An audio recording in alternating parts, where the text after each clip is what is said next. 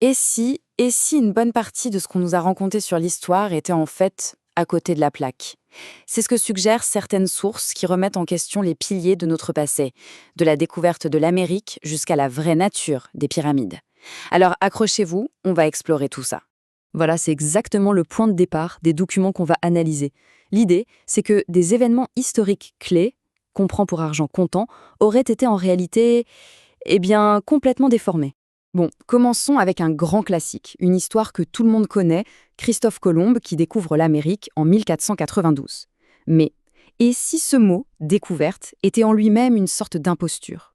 Le plus fou, c'est que s'il n'est même pas un secret, l'histoire officielle le reconnaît, les Vikings étaient bien en Amérique presque 500 ans avant Colomb.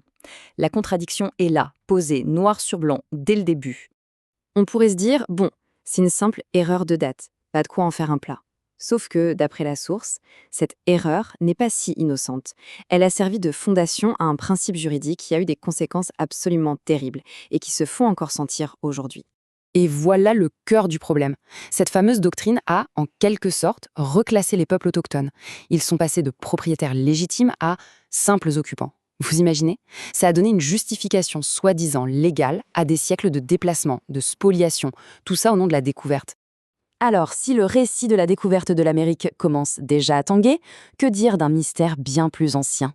Allez, on change de décor et on plonge au cœur de l'Égypte, là où l'histoire officielle semble carrément défier les lois de la physique. D'un côté, on a l'histoire qu'on connaît tous. Les pyramides sont des tombeaux pour les pharaons. De l'autre, une hypothèse radicalement différente. Des machines complexes, peut-être même des centrales énergétiques. Le gouffre entre le récit qu'on accepte et ce qui semble physiquement possible, c'est ça, le nœud de l'argument. Et les arguments s'accumulent. On n'arrive pas à reproduire une telle construction, même avec nos technologies modernes. La précision millimétrique des découpes semble impossible avec des outils de l'âge du bronze. Le transport de ces blocs gigantesques sur le Nil reste un mystère. Et puis, le détail qui tue, aucune momie de pharaon n'a jamais été retrouvée dans les grandes pyramides. Alors la question est simple. Si ce n'était pas eux, qui était-ce? Et c'est là que la source avance une théorie qui tente de tout relier. Si ce n'est ni Colomb ni les Égyptiens tels qu'on les connaît, alors peut-être que toutes ces anomalies pointent vers une seule et même explication.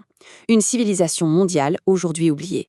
L'hypothèse parle d'un cataclysme planétaire il y a plus de 12 000 ans, une sorte de grand déluge qui aurait fait monter le niveau des mers de 120 mètres. Assez pour effacer de la carte une civilisation préhistorique qui aurait été en fait incroyablement avancée. Et les preuves de ce monde perdu seraient partout, comme des échos.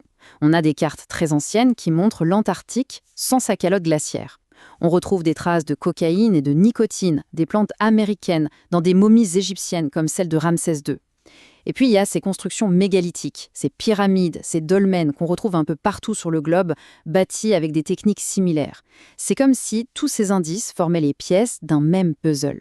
D'accord, mais si de telles preuves existent, comment se fait-il qu'elles ne soient pas reconnues par tous? Eh bien, la source met en cause un dernier élément. La façon dont la science, disons officielle, tend à protéger ses propres récits établis. L'argument ici, c'est que la science dominante aurait fait du consensus une sorte de dogme inattaquable. Toute preuve qui vient perturber le récit bien huilé est mise de côté, et ceux qui osent la présenter sont souvent discrédités. Le doute, qui est pourtant le moteur de la découverte scientifique, deviendrait presque une hérésie.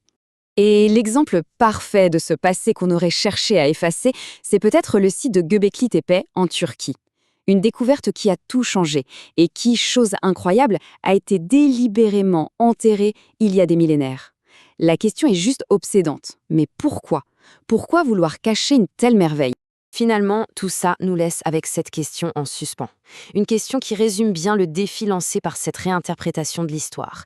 Qu'est-ce qui, dans notre passé, dort encore juste sous nos pieds, attendant simplement qu'on gratte un peu la surface pour tout remettre en question?